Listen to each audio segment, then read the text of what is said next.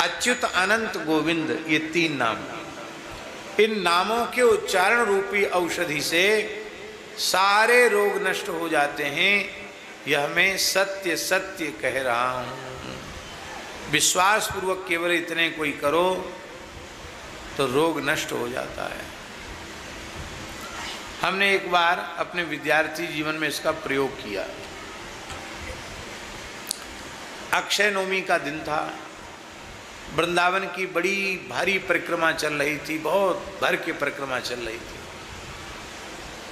और हमको बहुत तेज बुखार था। इतना तेज बुखार था कि 2-2, 3-3 कंबल भी सर्दी कम नहीं कर रहे थे। एकदम ऐसे शरीर कांप रहा था, शरीर टूट रहा था, अपने आप उठना मुश्किल, इतना तेज बुखार।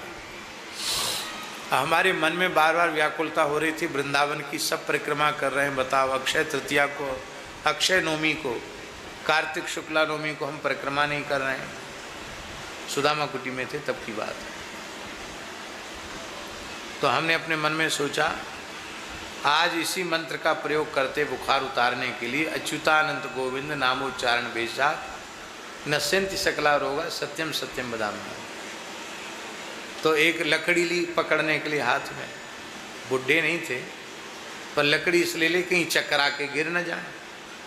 तो एक टेढ़ी बेड़ी सी लकड़ी मिल गई भंडार घर की, उसी को लेके चले।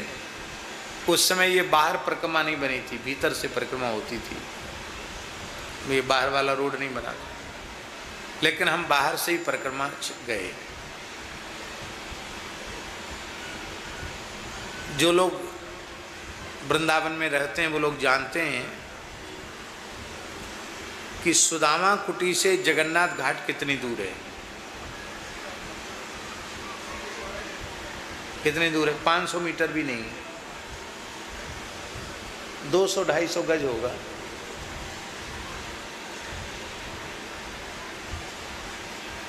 और हम ये श्लोक बोलते हुए चले, अच्युतानंद गोविंद नामोच्चारण भेषजात नश्यन्ति सकला रोगा सत्यम सत्यम वदामि।